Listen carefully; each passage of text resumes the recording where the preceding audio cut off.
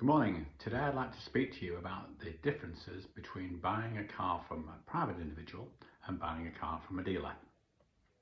When you buy a car from the dealer, typically speaking, you'll have the transfer costs included.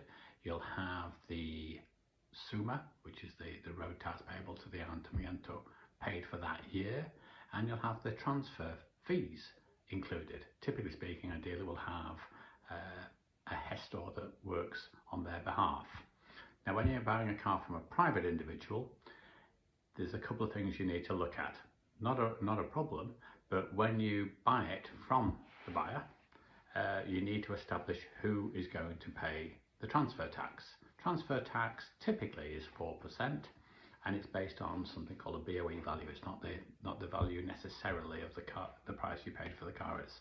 If that looks reasonable, that's fine, but it sometimes can be based on the BOE value, which is sort of a bulletin value. Now that 4%, there's really no hard and fast rule who pays it. I think in most instances it comes down to an arm wrestle, and you establish, does that include the transfer tax?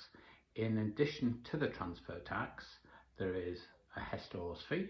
Now a gestor is basically an administrator, almost like a mini lawyer, and they administer the paperwork change with Trafico, DGT, equivalent of DVLA.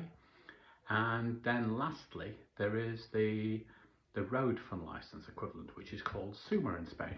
SUMA is a tax that's paid annually to your local ayuntamiento, your town hall. And the way that that's established is it's a tax payable by the person that's the named owner of the vehicle on the 1st of January. So at this time of year, all the cars that I sell, the SUMA's paid, and effectively you're getting sort of better value for money because you've got obviously the rest of the year. If there's anything else I can help with, please reach out, and I really appreciate you following me. I'll see you in the next video. Many thanks. Have a great day.